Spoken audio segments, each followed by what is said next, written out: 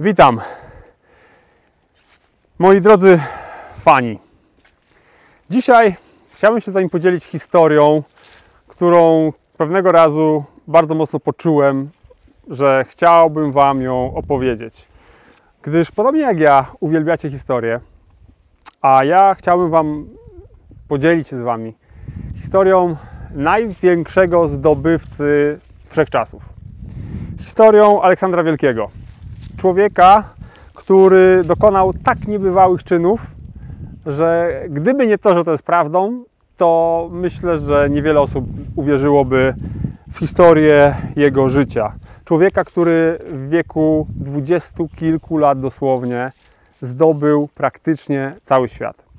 Ale nie będzie to opowieść stricte historyczna, bo o historii syna Filipa Macedońskiego możecie sobie poczytać na Wikipedii chociażby. Ja będę opowiadał jego historię, zagłębiając się bardzo mocno w psychikę tego wielkiego Macedończyka. Bo tutaj moim zdaniem zaszła niesamowita zmiana i ta psychika jego jest kluczem do zrozumienia fenomenu macedońskich podbojów, które miały miejsce w IV wieku przed naszą erą.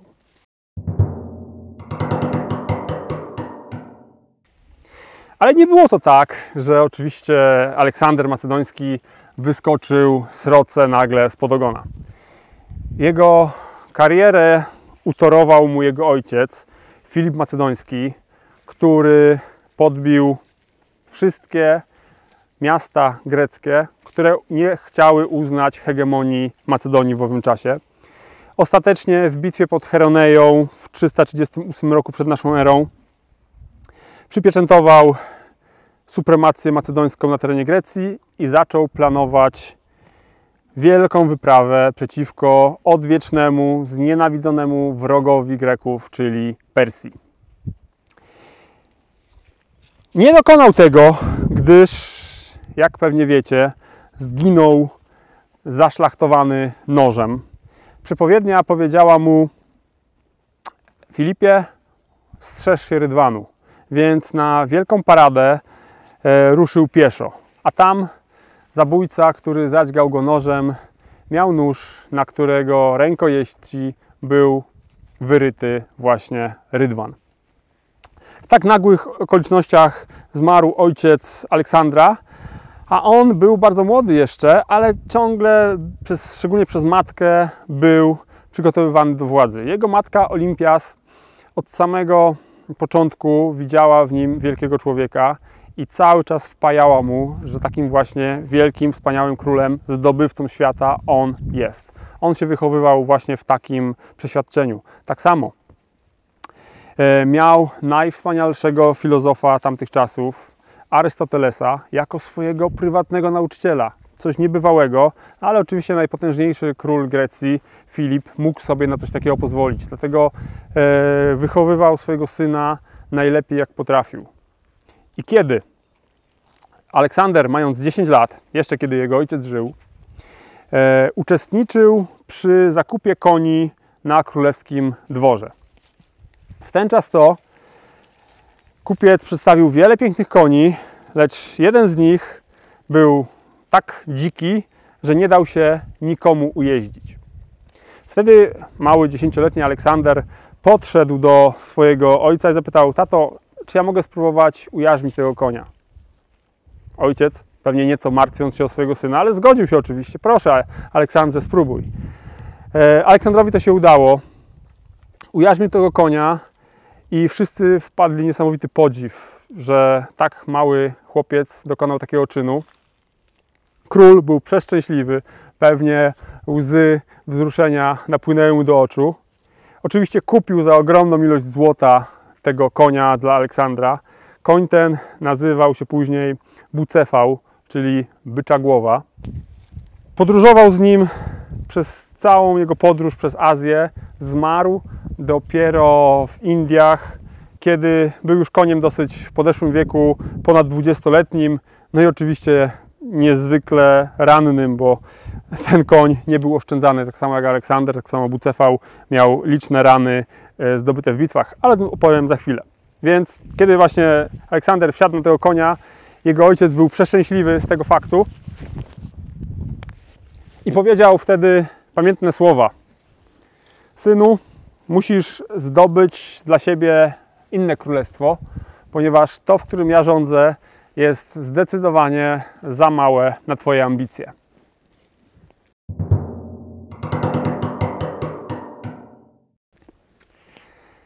Kiedy po śmierci Filipa Macedońskiego Aleksander zdołał w kilka lat opanować sytuację wewnętrzną i utwierdzić swoją władzę królewską, oczywiście podjął nadal ten plan ojcowski podbicia Persji. Przygotował wielką armię zjednoczonych miast greckich, Macedończyków i przekroczył w 334 roku przed naszą erą cieśninę Bosfor.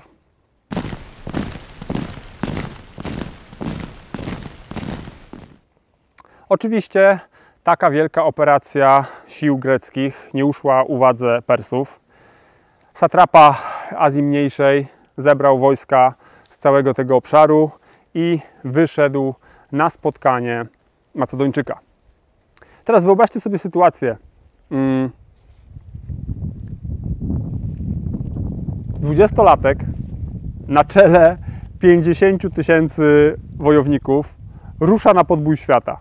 Czy to nie wydaje się szalone? Myślę, że wiele osób w tamtych czasach tak właśnie o tym myślało, że to jest jakaś romantyczna wizja szalonego Greka. Lecz on bardzo, bardzo wierzył w swoją misję, co zresztą za chwilę udowodnił w bitwie pod Granikiem. Jaki był skład tej 50-tysięcznej armii macedońskiej? Właściwie zjednoczonych Greków, tak można by to bardziej poprawnie powiedzieć. Otóż trzon stanowili oczywiście Macedończycy uformowani w falangę. Falanga to była taka nowatorska formacja, którą wprowadził Filip Macedoński. Polegała ona na tym, że kilka szyków wojowników posiadających ogromne tarcze dzierżyło 6-metrowe sarisy, takie bardzo długie włócznie, i taki wielki jeż wojowników przesuwał się dosyć powoli, ale bardzo skutecznie, i przeciwko takiej formacji piechoty nie było praktycznie żadnej siły. Bo czy to kawaleria, czy piechota nadziewała się na ten las saris. Jeżeli ostrzeliwali to łucznicy, to wielkie tarcze chroniły ich przed tymi strzałami, więc była to świetna formacja, mimo że mało mobilna, ale jak zaraz się przekonacie, sprawdziła się wspaniale podczas tej kampanii. Uzupełnieniem, jeżeli chodzi o piechotę, była też liczne formacje z sojuszniczych miast państw greckich, czyli po prostu standardowi hoplici, czyli ciężko zbrojna piechota, tarcze, włócznie, miecze, wspaniałe hełmy oczywiście. I tutaj oni byli barwni, mieli pięknie pomalowane tarcze. Z każde miasto swój hufiec hoplitów wystawił na tą wielką ekspedycję. Poza tym była też lekka piechota, która służyła głównie do ostrzeliwania przeciwników. Byli to łucznicy, oszczepnicy i procarze, ale też cała ta formacja była wsparta około 10 000 jazdy. Była to jazda tesalska, była jazda z innych miast greckich, ale przede wszystkim najważniejsza w tym była jazda macedońska, która była stworzona w tamtym czasie na wzór XIV-wiecznego europejskiego rycerstwa.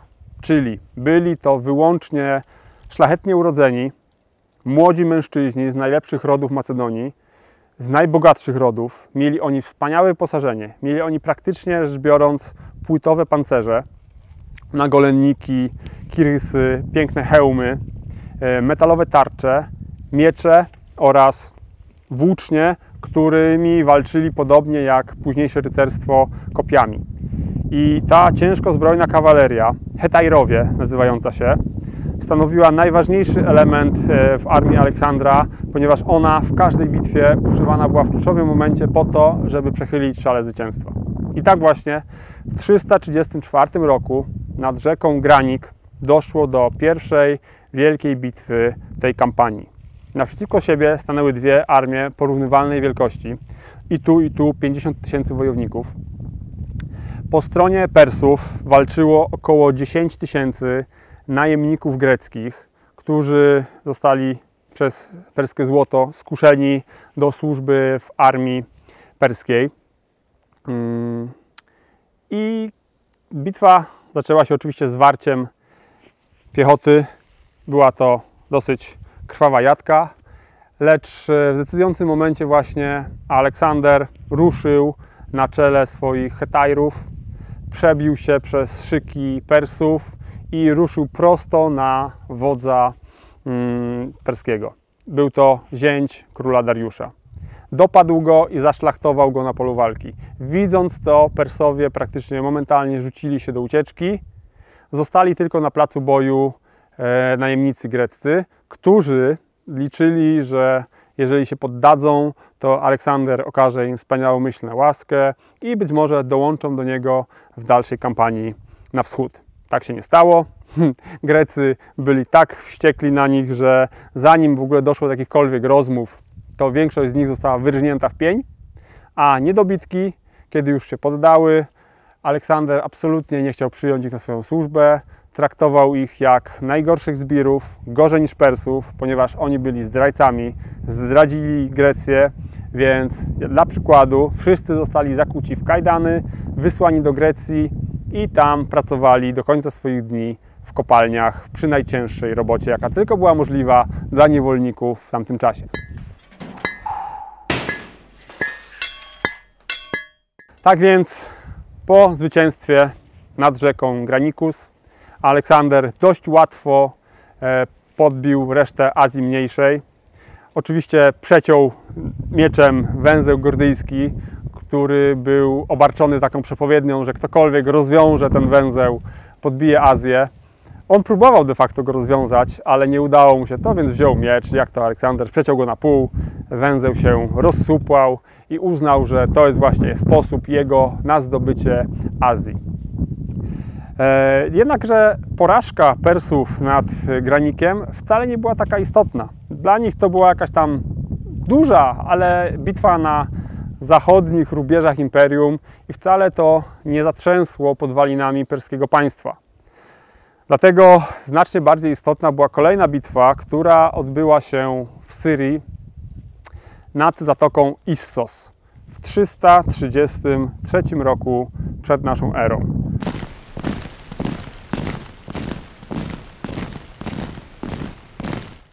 Tutaj już naprzeciwko młodego Macedończyka, który w tym czasie miał 22 lata jedynie, stanął sam król perski Dariusz. Otoczony oczywiście wspaniałą armią. Znów było z nim wiele tysięcy greckich najemnych hoplitów, którzy stanowili bardzo istotny trzon tej armii. Miał też silną kawalerię. Do zwarcia armii doszło nad niewielką rzeką, która wpada tam do zatoki zwanej Issos. I znowu doszło do dosyć krwawej jatki, do zwarcia tych dwóch armii. Hoplici wiedzieli już, ci najemni po stronie perskiej, że nie mogą liczyć na żadną łaskę ze strony Aleksandra, więc walczyli do upadłego. Walczyli bardzo zawzięcie, żeby pokonać młodego Macedończyka. A on znowu na czele swoich hetajrów ruszył wprost na pozycję króla Persów. Przecinał się jak szalony przez pozycje perskie. Pragnął dopaść go i pokonać go na polu walki. Tak się nie stało. Jednak gwardia samego króla była bardzo dobra i powstrzymali napór tych młodych macedońskich jeźdźców. Ale podoć Aleksander był tak blisko, że widział już Dariusza, a ten widząc ten impet, z którym on wpadł w jego szyki, szybko bardzo salwował się ucieczką.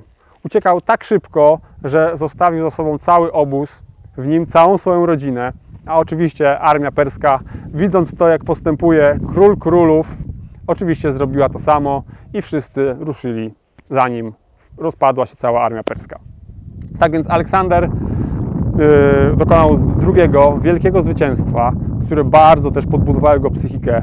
On, przekraczając Bosfor, myślał sobie, że może ma szansę zostać wielkim herosem, lecz teraz po dwóch zwycięstwach był już tego zupełnie pewien. To, kiedy jego matka mówiła mu, że nie jest synem swojego ojca, że jest synem samego Zeusa, on teraz zaczął wierzyć w te matczyne opowieści. Po bitwie pod Issos Dariusz przysłał do niego posłów z bardzo hojną ofertą. Oferował mu pół imperium perskiego oraz chciał zapłacić ogromny okup w złocie za swoją rodzinę, za swoją żonę i swoje córki, które Aleksander zdobył w obozie perskim. Aleksander odpowiedział w typowy dla siebie sposób. Odpowiedział: Dariuszu, uzurpatorze, nie mam zamiaru w ogóle z tobą negocjować. Twoją rodzinę odeślę ci za darmo, bo nie potrzebuję ich, a całą Azję wezmę sobie sam. Nie musisz mi jej dawać. Oczywiście możemy sobie tylko wyobrazić, jak Dariusz był wystraszony, otrzymując taką oto odpowiedź. Ale zanim Aleksander ruszył dalej na wschód, czekała go podróż na południe, bo tam znajdowały się bardzo ważne miasta na wschodnim wybrzeżu Morza Śródziemnego oraz Egipt. Te miasta bardzo szybko poddały się jedne pod drugim, ale było miasto Tyr, które znajdowało się kilometr od brzegu na wyspie, miało potężną flotę i kiedy Aleksander stanął na brzegu i zażądał od Tyru, aby ten uznał jego władzę i poddał się, Fenicjanie, którzy mieszkali w tym Tyrze, powiedzieli: nie, Aleksandrze, my będziemy niepodlegli, nie uznamy twojego zwierzchnictwa. Co zrobił Aleksander? Oczywiście nie mógł sobie pozwolić na to, że jakiś tam Tyr powie mu, że nie przyjmie jego władzy. Więc, mimo że nie miał floty, kazał zdobyć miasto. Kazał wybudować kilometrową groblę od samego lądu pod same mury miasta, usypać groble z ziemi i z kamieni po to, żeby po tej grobli podprowadzić wieże oblężnicze, żeby zdobyć to wspaniałe miasto. Taka budowa trwała przez wiele, wiele miesięcy. Cały czas oczywiście budujący byli ostrzeliwani przez flotę fenicką, która podpływała i próbowała przeszkodzić im w tych budowach. Także to była walka i budowanie, walka i budowanie. Trwało to ponad pół roku. Wreszcie po pół roku grobla została ukończona, wieże oblężnicze podjechały pod samo miasto i w szalonym szturmie Grecy wpadli do Tyru, mordując niesamowicie jego mieszkańców. Ci, którzy przeżyli tą rzeź, zostali oczywiście sprzedani w niewolę. Aleksander musiał to zrobić, żeby pokazać, że nie akceptuje żadnej opozycji w stosunku do własnej władzy. Też pokazał świetnie wszystkim innym miastom później, z czym kończy się niezgoda na wejście wojsk Aleksandra do środka. Następnie ruszył do Egiptu. W Egipcie przyjęto go z otwartymi ramionami. Być może dlatego, że usłyszeli, co zrobił w Tyrze, a być może po prostu, moim zdaniem, bardziej dlatego właśnie, że oni nie lubili Persów i w Egipcie uznano go za wyzwoliciela spod perskiego panowania. Okrzyknięto go faraonem, został wyświęcony według starodawnej egipskiej tradycji na faraona. Został nazwany synem samego Amona, więc to było wspaniałe. To dla narcyzmu Aleksandra to było wspaniałe doznanie, właśnie ta wizyta w Egipcie. I później już ruszył pewien, że jest co najmniej Bogiem, co najmniej półbogiem, a właściwie pewnie myślał już, że jest Bogiem. Ale do jego boskości jeszcze dojdziemy. Na razie powiedzmy, że Aleksander uważa, że jest półbogiem i jako półbóg rusza dalej na spotkanie oczywiście z Dariuszem.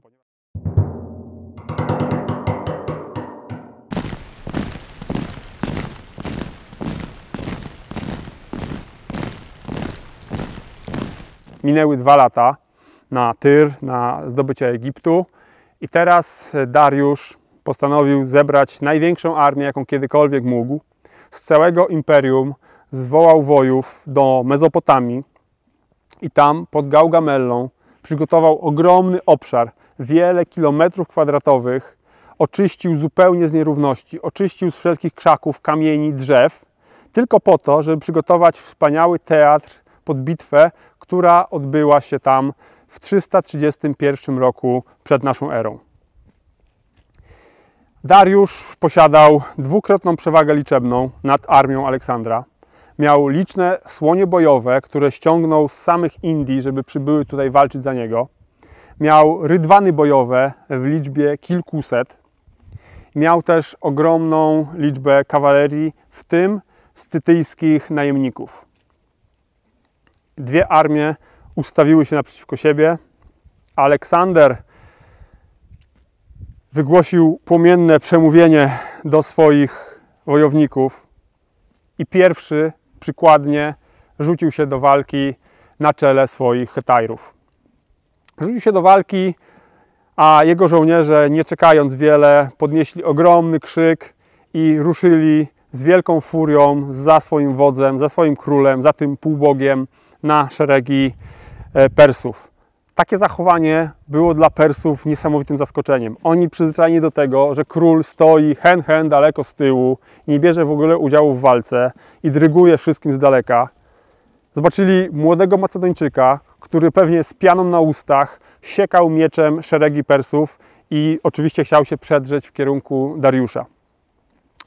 Ale, tak jak wspomniałem, wojsko perskie było ogromne, więc kawaleria perska ruszyła do ataku i powodowała ona mocne spustoszenie w szeregach macedońskich, ponieważ było to kilkadziesiąt tysięcy wspaniałych jeźdźców ściągniętych, tak jak powiedziałem, z wszystkich zakątków Imperium Perskiego. Na lewym skrzydle, gdzie tam ten największy napór perskich kawalerzystów był, walczył dzielnie Parmenion. To był stary generał, który jeszcze za czasów Filipa Macedońskiego służył w armii macedońskiej i teraz sprawdził się bardzo dobrze jako ten, który odparł ten najcięższy atak wojsk perskich. Lecz Aleksandrowi znowu udało się przedrzeć przez szyki perskie. Uderzył na pozycję samego Dariusza.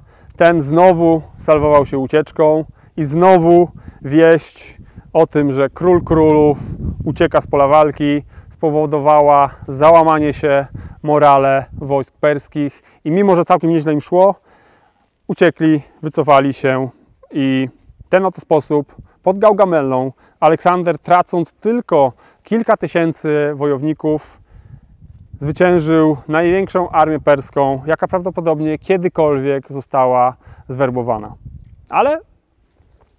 Ale Dariusz nie został złapany, uciekł daleko na wschód. Natomiast Aleksander szybko zajął Babilon, Suzę, Persepolis. Persepolis zostało doszczętnie spalone. Persepolis to było święte miasto Persów, jak sama nazwa wskazuje. Tam znajdowały się najważniejsze ich relikwie, lecz Aleksander kazał doszczętnie spalić to miasto, ponieważ powiedział, że jest to zemsta za to, że ponad 100 lat temu Persowie podczas najazdu na Ateny spalili świętą dla Greków świątynię w Atenach. Teraz chciał pokazać, że on jest takim człowiekiem, który walczy za wszystkich Greków właśnie.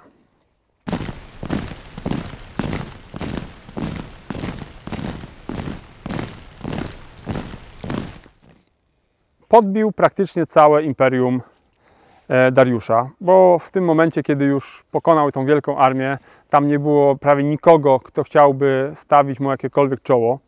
Jego wojowie po tej kampanii, która w tym momencie trwała już 4-5 lat, uważali, że są panami świata i oczywiście myśleli, że wracają do Macedonii, żeby tam cieszyć się w chwale zwycięzców. Lecz Aleksander powiedział: nie, absolutnie, nic takiego nie będzie miało miejsca. Przecież Dariusz żyje, przecież druga połowa jego imperium nie została jeszcze przez nas podbita. Jakże wy chcecie wracać do domu? Oni się bardzo mocno zdziwili, ale cóż, podążyli za nim. Podążyli za nim i przez kolejne lata ścigali Dariusza, który ostatecznie został złapany przez Bezosa, namiestnika północno-wschodniej części imperium, który sam po złapaniu Dariusza i zabiciu go mianował się władcą Persji. Bezosa oczywiście pokonał Aleksander, później udał się na same północno-wschodnie krańce imperium, na tereny właściwie przylegające do Scytów. Tam odbył dość dużą bitwę ze Scytami, oczywiście pokonał ich, założył kolejną Aleksandrię i skierował się w kierunku południowym do Indii. Tego już było naprawdę za dużo. Jego generałowie prosili go, żeby zawrócił, już bez przesady z tymi podbojami, lecz on absolutnie nie dawał się przekonać i parł cały czas dalej w kierunku właśnie Indii. Indii, czyli krainy, o której niektórzy tylko Grecy w ogóle słyszeli jako o jakiejś baśniowej krainie. Wtedy powiedziano mu, że syn Parmeniona jest w stanie zabić go, że zakłada spisek, żeby powstrzymać go przed inwazją na Indię. Nie wiadomo, czy to była prawda, czy nie. Tak czy inaczej Aleksander kazał pojmać go i zabić, ponieważ nie tolerował czegoś takiego, że ktoś będzie się sprzeciwiał jego woli. Żeby zapobiec buntowi ze strony Parmeniona, też wysłał bardzo szybko zabójców do tego starego generała, któremu tak naprawdę zawdzięczał bardzo dużo, i zabił też tego generała. Później, niedługo później, podczas uczty, zabił swojego wielkiego przyjaciela, który pomógł mu podczas bitwy pod Issos i wtedy de facto uratował jego życie. Kiedy to Pers zamierzał się, żeby go zabić, on odciął rękę tego Persa. Teraz zabił go w swoim pijackim szale podczas uczty, bo ten też prawdopodobnie sprzeciwił się temu, żeby ruszyć w kierunku Indii. Aleksander był coraz bardziej alienowany. Coraz bardziej oderwał się od swoich towarzyszy. Pił bardzo dużo alkoholu, to jest pewne, że jak gdyby tą spustkę w sobie zalewał alkoholem, ale cały ten czas on był przykładem dla swoich żołnierzy. O tym właściwie nie powiedziałem wcześniej, ale to bardzo ważne jest, żeby o tym wspomnieć, że Aleksander cały czas walczył na równi ze swoimi żołnierzami i tak samo żył na równi z nimi. On nie jadł lepiej, on nie spał w lepszym namiocie, on nawet miał warty nocne, żeby tak samo służyć jak jego żołnierze. I to powodowało, że rzeczywiście jego żołnierze naprawdę go bardzo kochali, bo widzieli w nim wspaniałego dowódcę, który nie dość, że daje im ogromne łupy, który prowadzi ich do zwycięstw, o których nie śniło się w ogóle nikomu wtedy. Zobaczcie, to jest IV wiek przed naszą erą. W ogóle nie ma jeszcze czasów rzymskich, nie ma wielkich podbojów. To są największe podboje w historii ludzkości właściwie, to co dokonuje Aleksander. Więc oni byli częścią tych podbojów i bardzo to doceniali. Natomiast zachodzili w głowę, jak można pójść aż do Indii. Ale taka była wola Aleksandra, więc armia Zjednoczonych Greków ruszyła na południe w kierunku Indii, aby tam dokonać dalszych podbojów.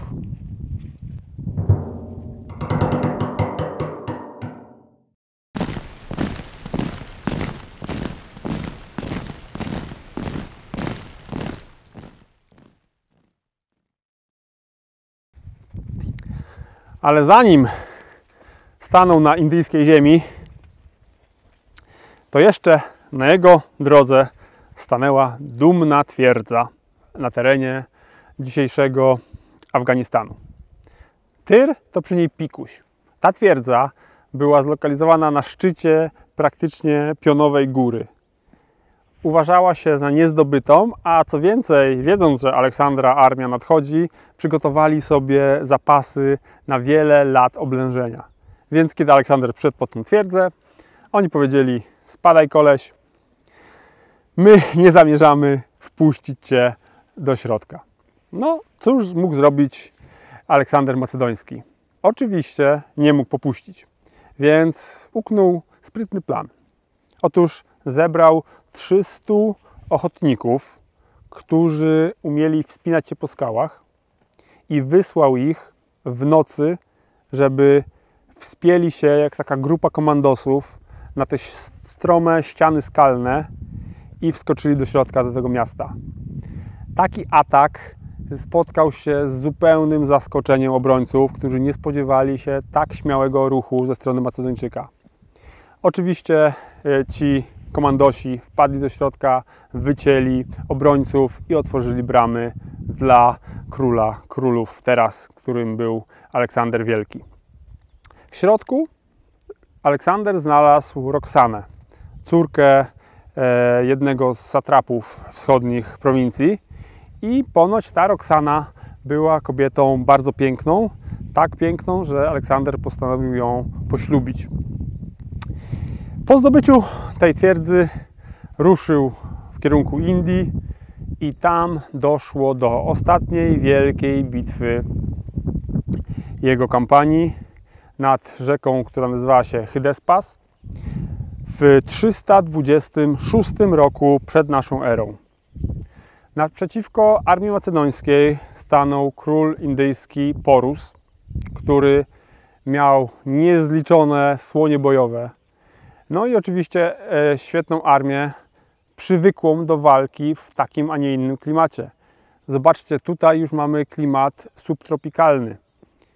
Żołnierze greccy, którzy dotarli do Indii po 8 latach tułaczki po świecie, przebyli prawie całą Azję, wreszcie dotarli na tereny, gdzie było gorąco, duszno, gdzie padał deszcz, gdzie po prostu ich zbroje rdzewiały, gdzie oni mieli niesamowite otarcia, gdzie jadły ich egzotyczne insekty, gdzie zapadali na niesamowite jakieś dziwne choroby, których nigdy wcześniej oczywiście nie spotkali, no bo przecież byli tysiące kilometrów od domu.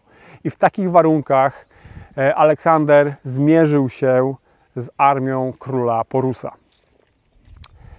Słonie bojowe, które ruszyły do ataku na formacje macedońskie, zrobiły niesamowite spustoszenie. Lecz jakoś ci wykrwawieni wojownicy dali radę. Tymi sarisami zadźgali te słonie. Potem ruszyła do ataku kawaleria indyjska. Znowu wspaniała jazda, która też zrobiła kolejne spustoszenie w armii Aleksandra Wielkiego. Lecz on znowu swoim przykładnym męstwem, swoją bezprecedensową odwagą i swoją pewnością siebie tak naprawdę uderzył w kluczowym momencie na armię indyjską i ten jego atak, ta szarża jego hetajrów spowodowała, że bitwa znowu została wygrana, chociaż została, tak jak powiedziałem, okupiona już bardzo wielkimi stratami. Król Porus przegrał, ale tak naprawdę ta rzeka Hydaspes leży na zachodzie Indii. Całe Indie jeszcze leżały przed nimi otworem. I oczywiście Aleksander stwierdził, że on idzie dalej. On idzie dalej zdobyć całe Indie.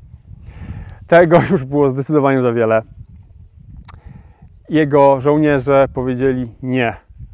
Królu, nie idziemy dalej. Po prostu stanęli, powiedzieli nie, dość, nie idziemy. Aleksander przez wiele dni odmawiał jedzenia, odmawiał picia, siedział w swoim namiocie i powiedział, że nie ruszy się, dopóki oni pójdą za nim. Lecz oni byli nieugięci. Oni już byli tak wycieńczeni, że nie dali się złamać jego woli i powiedzieli nie, nie pójdziemy. Wreszcie Aleksander, wściekły i niezwykle, można powiedzieć, obrażony na swoją armię, zgodził się na powrót do Babilonu. Ale być może, właściwie znając jego psychikę, to prawdopodobnie na pewno dlatego, żeby ukarać swoją armię, wybrał drogę powrotną, najkrótszą drogą przez pustynię, która znajduje się w południowym Pakistanie. Pustynię, która nazywa się Gedrozja.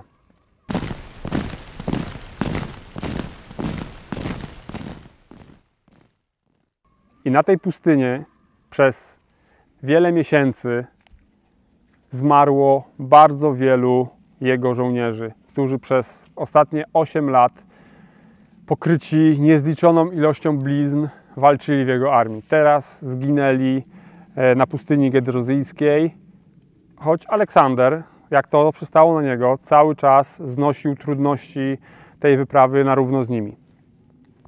Wreszcie ta wycieńczona armia dotarła w okolice dzisiejszego Bagdadu i tam, w miejscowości Opis, Aleksander postanowił odesłać część swoich żołnierzy z powrotem do Macedonii. Postanowił odesłać tych, którzy byli już starzy, którzy byli kulawi, którzy byli jakoś mocno ranni, którzy po prostu już nie stanowili większej wartości bojowej. Postanowił odesłać ich po to, żeby świeża krew przybyła, po to, żeby mógł kontynuować swoje podboje. Kiedy powiedział o tym, że zamierza część swojej armii odesłać, cała armia zbuntowała się i zażądała powrotu do Macedonii, do Grecji, do swojego domu. Bardzo szybko Aleksander dokonał egzekucji 13 przywódców tego buntu, a następnie wygłosił do swoich żołnierzy płomienne przemówienie, które przeszło do historii i które teraz postaram Wam się przytoczyć dosłownie w tłumaczeniu z greckiego na polski. To, co Wam powiem, nie jest po to, żeby zatrzymać Was przed pójściem do domu. Jeżeli chcecie, to idźcie. Możecie iść dokąd tylko chcecie, ale chcę, abyście wiedzieli, jak zachowaliście się wobec mnie i jak ja traktowałem Was. Przypomnę Wam mojego ojca, Filipa. Kiedy Was powołał, byliście marnymi wieśniakami noszącymi skóry, posiadającymi kilka owiec na górskich stokach i ledwo potrafiliście obronić je przed sąsiadami. Pod jego rządami zaczęliście mieszkać w miastach, pod dobrym prawem i obyczajem. Przemienił Was z niewolników we władców tych barbarzyńców, którzy jeszcze niedawno niszczyli Wasze uprawy. Podbił większość Tracji, zapewniając Wam handel i porty morskie. Przywrócił także kopalnie do stałej pracy. Tesalczycy, oni zwykle Was przerażali, teraz panujemy nad nimi. Ateńczycy i Tebańczycy, zawsze szykujący okazję do ataku na Macedonię, są teraz potulni i nie biorą od nas trybutu. Oni patrzą teraz ku nam, byśmy ich chronili. Mój ojciec zdobył Pelopones i wprowadził tam pokój, po czym został mianowany naczelnym wodzem wszystkich Greków w wojnie przeciwko Persji, co jest honorem nie tylko dla niego, ale dla wszystkich Macedończyków. To jest to, co mój ojciec Filip zrobił dla was. Jest tego dużo, lecz niknie to przy tym, co otrzymaliście ode mnie. Przekroczyłem Bosfor, mimo że to Persowie panowali na morzu. Pokonałem satrapów wielkiego króla Dariusza i uczyniłem was władcami Jonii, Frygii, Lidii i zdobyłem Milet podczas oblężenia. Reszta Azji Mniejszej poddała się chętnie i ich bogactwo stało się waszym. Wszystkie bogactwa Egiptu i Cyreny, które zdobyłem bez walki, są teraz wasze. Syria, Palestyna, Mezopotamia, Babilonia, to wszystko jest wasze. Złoto, klejnoty i bogate tkaniny. Jesteście teraz satrapami, generałami i kapitanami. Co ja zachowałem dla siebie poza tym szkarłatnym płaszczem i diademem? Nic. Nikt nie może wytknąć mi bogactwa. Po co mi ono? Jem to samo co wy. Nie odpoczywam więcej niż wy. Wiele razy spędzałem noce na straży, abyście wy mogli spać spokojnie. Kto spośród was uważa, że poświęcił się więcej dla mnie niż ja dla niego? Proszę, jeśli macie blizny, pokażcie je, ja pokażę moje. Nie mam części ciała, gdzie nie byłoby ich. Moje ciało pokrywają blizny zadane każdą bronią, jaką tylko potraficie sobie wyobrazić. Wszystko to dla was, waszego bogactwa i waszej chwały. A teraz stoję przed wami i przywodzę wam jako zdobywca lądów i mórz, gór, rzek i równin. Razem świętowaliśmy nasze wesela. Wiele waszych dzieci będzie kuzynami moich. Spłaciłem wasze długi, nie pytając was, skąd one się wzięły, mimo iż dobrze wam płacę i ograbiliście ze mną tyle miast na drodze podboju naszej Azji. Wielu z was nosi złote korony, ordery odwagi dane wam przeze mnie. Każdy z was, kto zginął, został pochowany z pełnymi honorami. Wielu z was zostało uwiecznionych już statuami z brązu w Macedonii. Wasze rodziny są szanowane i zwolnione z podatku. Pod moim dowództwem ani jeden z was nie zginął uciekając z pola walki. A teraz chcę odesłać niektórych z was, którzy są ciężko ranni lub kulawi, aby byli witani w domu jak bohaterowie. Ale skoro chcecie iść wszyscy, to idźcie. Idźcie i powiedzcie, że wasz król Aleksander, zdobywca Persów i Medów i Scytów, który pokonał góry Hindukuszu, przekroczył Indus jako pierwszy od czasów Dionizesa, który pokonał pustynię Giedrozji, której nikt nie przekroczył jeszcze z armią. Kiedy wrócicie do domu, powiedzcie, że kiedy wróciliście do Suzy, opuściliście go i poszliście do domu, zostawiając go na łaskę obcych, których dopiero co podbiliśmy. Być może wasza opowieść będzie chwalebna w oczach bogów i ludzi. Odejdźcie!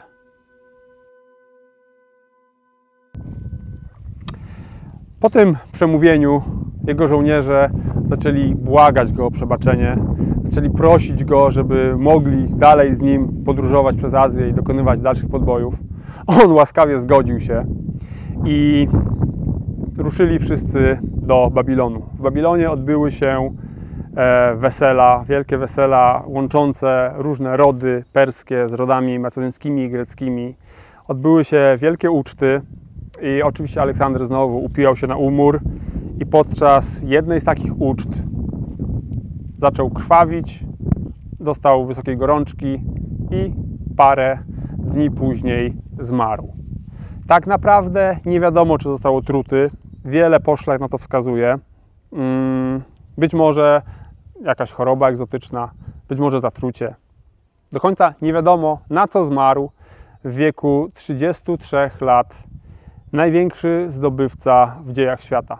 Bo jeżeli spojrzymy na innych zdobywców, na przykład takiego Chingis Khana, no to fakt, Chingis Khan zdobył terytorialnie znacznie więcej terenu niż to zrobił Macedończyk. Natomiast Chingis Khan zrobił to w 4 razy dłuższym czasie, a ponadto kultura mongolska nie odcisnęła większego piętna na tych ogromnych zdobytych terytoriach.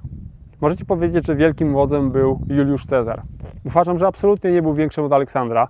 Juliusz Cezar w wieku 33 lat, kiedy Aleksander już umierał, był dopiero średnio istotnym Rzymianinem, który jeszcze nawet nie myślał o tym, że pójdzie do Galii podbijać tamte plemiona galijskie, a nawet jak już poszedł do tej Galii, to skąpał ją w morzu krwi, zajęło mu to wiele lat, żeby podbić Galię, teren, który pewnie Aleksander Macedoński podbiłby w przeciągu paru miesięcy, więc Juliusz Cezar absolutnie nie.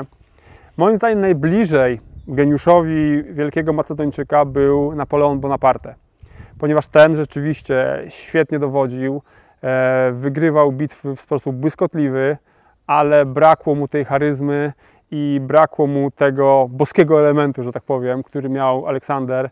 Dlatego Napoleon już w drugiej części swojej kariery, od wyprawy do Rosji po Waterloo, już nie był tym bogiem wojny, tak jak to do końca swoich dni był Aleksander. Aleksander też, nie można ukrywać, miał ogromne szczęście.